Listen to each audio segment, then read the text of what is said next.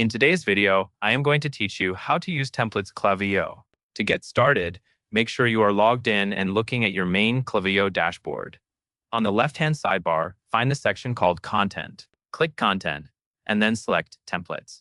This is the area where Klaviyo stores reusable designs, so you can build an email once and use it again later without starting from scratch. Once you are on the Templates page, go to the top right corner and click Create. This is where you choose what kind of template you want to build. In this walkthrough, we are creating an email template, so choose Email, and then click Create again to confirm. After that, Klaviyo will open the latest drag-and-drop editor interface. This is the modern builder where you can visually design your email by placing content blocks onto the canvas. Take a moment to look at the layout. The canvas is the main area in the center where your email design appears, and the sidebar contains the building blocks you will use.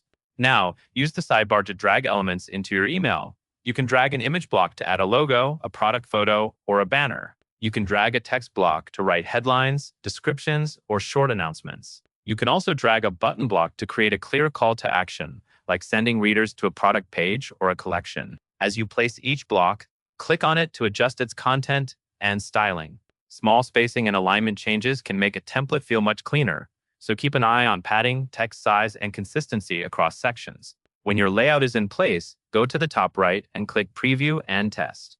This is an important step because it lets you check how the design looks on mobile.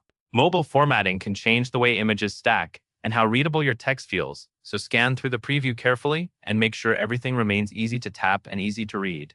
When you are happy with the result, click Done, then choose Exit. Your work will be saved automatically, and the template will now appear in your templates list, ready to reuse in future campaigns or flows. And that is all there is to it.